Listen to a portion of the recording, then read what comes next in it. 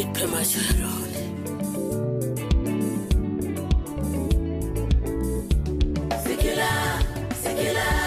Sikila madhabahu unayoyaona ni madhabahu ya Mungu. Sikila madhabahu unayoyaona yaliyoinuliwa kwa ajili ya Mungu. Sikila madhabahu yamejengwa kwa ajili ya Mungu. Mengine najisi, mengine yamenajisiwa. Madhabahu mengine ni magano, mikataba kutoka kuzimuni. Yamejengwa, yameinuliwa kwa misingi ya nguvu za giza.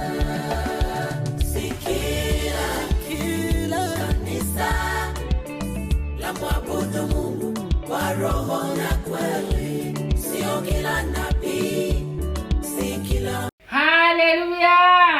Bwana Yesu asifiwe. Nawasalimu katika jina la Yesu. Ni wakati mwema ambapo Mungu amenipatia tena uzima, na ninamshukuru kwa sababu ya kunipa pumzi na uhai. Na ndipoza nimesimama na yeye ni kumtangaza mahali hapa, kwa sababu Mungu wa mbinguni ananipenda na ni mimi nampenda. Na siku ya leo nataka tu tuongee kwa sababu ya neno siku ya leo likaweze kukufungua. Haleluya! Nataka tu tufungue na wewe na maombi. Haleluya! Na Mungu wa mbinguni atakubariki. Baba, katika jina la Yesu Kristo wa Nazareti uliye hai, na kushukuru Mungu uliyeziumba mbingu na nchi. Jehova, unanipigania, unatutetea, unatuteshindania. Nami nipoza Baba yangu siku ya leo. Tunatoa tena neno lako siku ya leo kufungua waliofungwa, mwana wa Mungu. Acha wanaposikia neno hili Jehova, usiwaache vile walivyo Mungu wangu, ukawatende mema Masia, ukawafungue Jehova Jide Baba, na kuwasamehe na kuwaokoa katika jina la Yesu Kristo wa Nazareti aliye hai. Wacha Bwana ukatende mambo mapya Mungu wa mbinguni, kwa sababu wewe ni Mungu mkuu. Neno lako linapopita isiwe ni mimi, ukalipake mafuta Bwana. Wacha ukanene na watu wako na kuwaokoa. Asante kwa sababu wewe ni Mungu mkuu, utaenda kutufungua kwa sababu wewe ni mwema. Katika jina la Yesu Kristo tunaomba na kushukuru. Amen. Bwana Yesu asifiwe.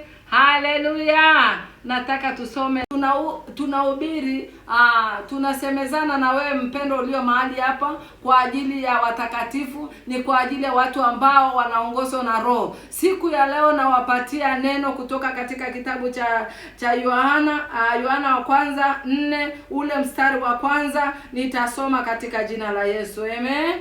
Amen. Anasema, wapenzi, amini kila roho, bali zijaribuni hizo roho kwamba zimetokana na Mungu. Haleluya. Yesu asifiwe.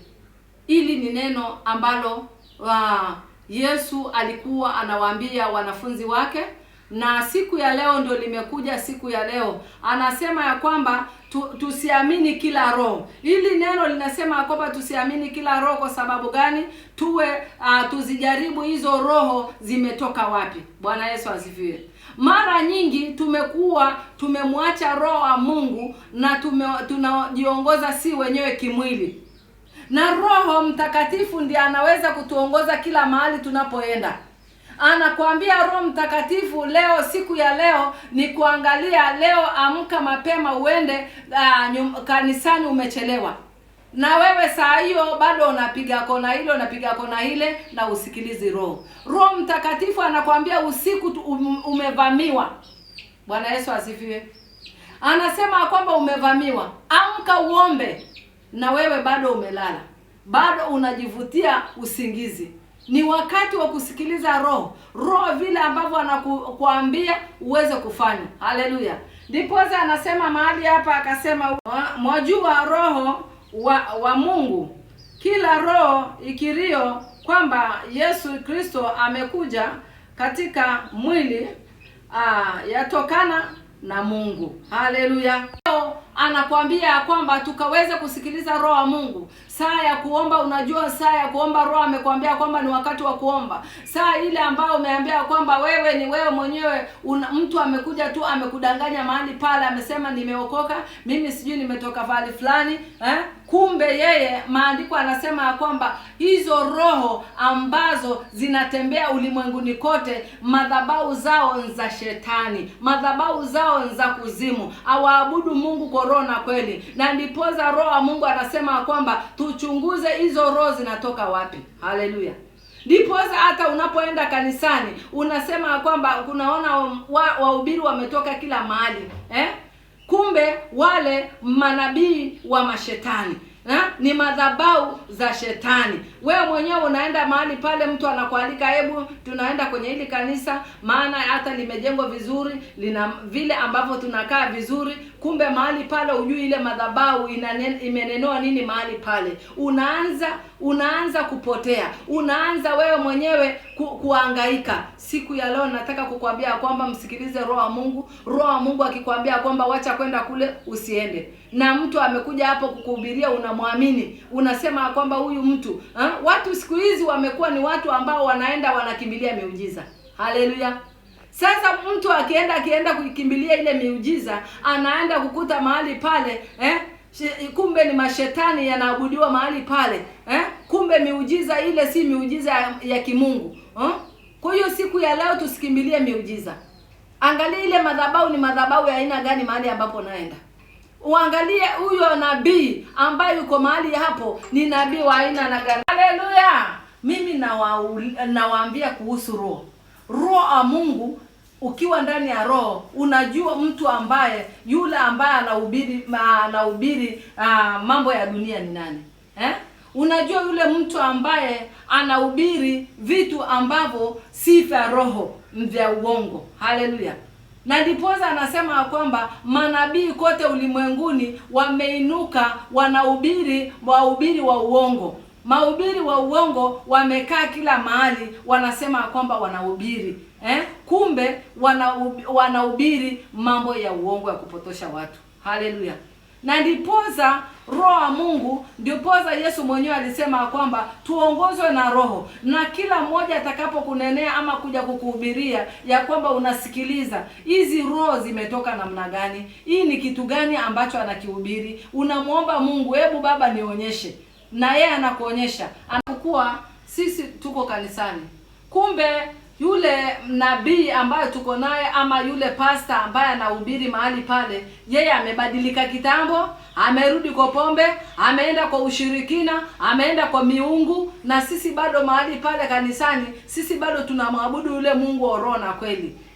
Lakini unakuja hapa unamuona mtu amebadilika. Kama mtu kama huyo amebadilika na ni pasta wako, na unajua kwamba huyu mtu alikuwa anahubiri kweli, saa hii anapotoka, na wewe unajua kwamba roho wa Mungu aneni vile ambavyo inastahili, kwa nini unazidi kukaa mahali hapo? Roho wa Mungu anakwambia uondoke mahali pale, na wewe ukaabudu mahali pengine, na umwambie Mungu, nataka mahali ambapo naweza kuabudu na niweze kusikia kwamba nimebarikiwa. Bwana Yesu asifiwe. Na ndipoza unajua roho wa Mungu anakumilikia. Kama mtu umeona kwamba amepotea, ndivyo hivyo amepotea, na wewe anataka kukupoteza. Maana wewe pia ukikaa na mwizi unaiba, ukikaa na mchawi na wewe utaroga. Ni lazima wewe mwenyewe, kama wewe unaabudu na roho na kweli, unaona kabisa mtu huyu unaongea kitu hii, unaongea maneno haya ni ya ukweli, na yeye anayapinga. Huyo mtu ameingia katika dunia. Na kama ameshaingia katika dunia, ni wewe na wewe uweze kuondoka mahali pale. Mwambie Mungu, niende wapi? Bwana Yesu asifiwe. Wacha nikwambie ya kwamba madhabahu zingine zimeinuliwa. Watu wengi wamezoea kuzunguka makanisani. Mara anaenda kanisa hili, mara anaenda kuabudu pale, mara anaenda kuabudu huku. Ajui ni kitu gani ambacho ameenda mahali pale. Yale maroho, hizo maspiriti huwa inaitaga mtu. Nakwambia hebu nenda pale, ni kuzuri. Inakuvuta. Unaona kanisa limejaa lakini hujui wanaabudu nini mahali pale. Siku ya leo nataka kukwambia kwamba wewe mwenyewe roho wa Mungu akaweza kufanya nini? Kukupigania. Roho wa Mungu aweze kusikiliza roho, akaweze kutetea. Kuna siku ambayo mimi nilikuwa nimelala, Nalipokuwa nimelala saa 9 ilipofika nikafungua mlango. Nilipofungua mlango niko pale nje, niko hapo ndani tu, lakini mlango nimeuregesha. Siku hiyo nikalala mahali pale hapo chini nikiomba. Nilipoomba nikashikwa na usingizi, nilikuwa sijafunga mlango. Nilipoenda mahali nilipokuwa nimelala, nikaamshwa na roho. We, amka. Angalia pale. Nimeona mwizi amekuja mahali pale. Wapendwa, hakika niliamka nikasema mwizi, na akakimbia. Na alikuwa amekuja fanya nini? Kunimaliza. Kwa hiyo mimi vile roho ambao aliweza kuniamsha, ni lazima tumheshimu Roho Mtakatifu. Roho Mtakatifu anaondoka kwetu kwa sababu ya nini? Ya dhambi.